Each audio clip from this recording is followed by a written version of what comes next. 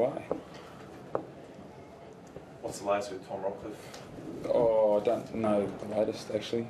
Something in his face, though, I think. So, they're scanning. I don't know whether that additional to the concussion, but yeah, they're scanning something in his face. Yeah. What did you think of the bump? What did I think of it?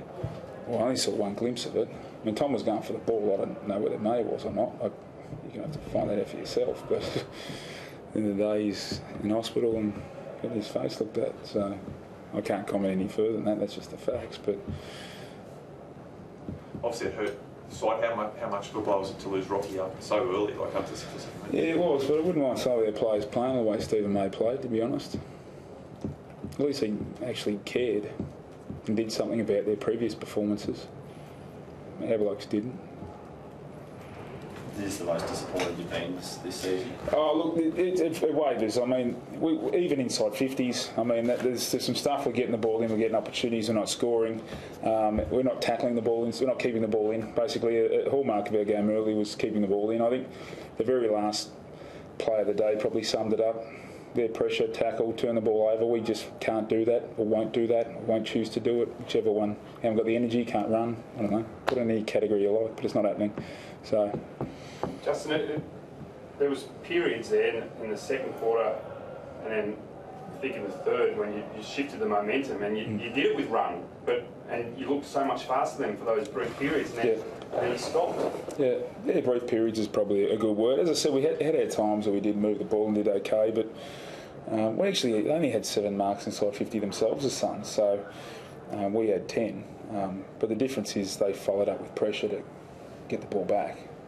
I mean, once again we turned the ball over through the midfield and gave them 11 goals back through the mid turnover. But so we'll keep working on those skill components that we have to keep working on. But but to get smashed in contested possession and tackling, I think they're again the indicators that were really important. And for us, it's tackling where we want it to tackle in the front half of the ground.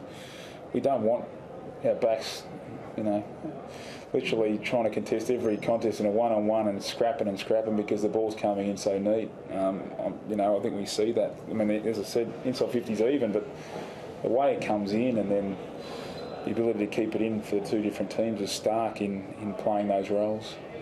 There's elite talent among your small forwards, but it's not working like it. Well, last year you were saying that, and I think we were all thinking it, but it's fallen away, hasn't it? I don't think the talent's fallen away.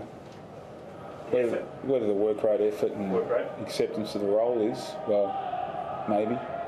As a small forward here, you've got to kick goals, but you've got to get off the opposition first. You can't rely on your 200-centimetre players to turn the ball over in your front half. So that's the job of a small. If you don't want to accept it, don't play.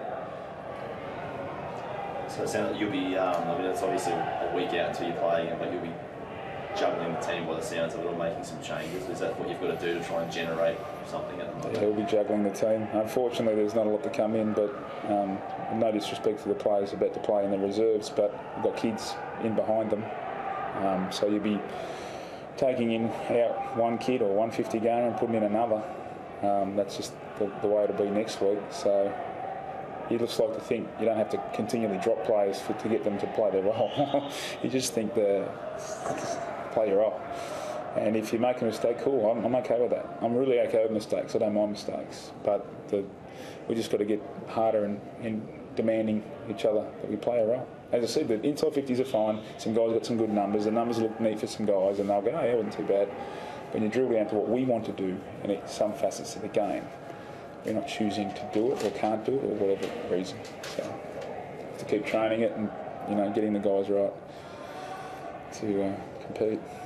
Can I ask you your view on the debate about the sub rule?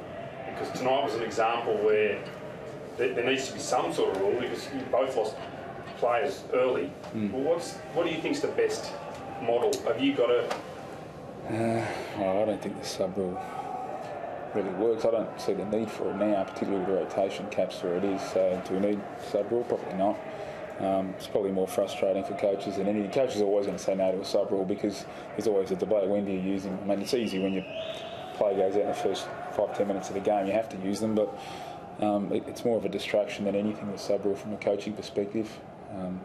So yeah, we don't like it generally as a coaching fraternity. You'd hear most of us say that, but Yeah.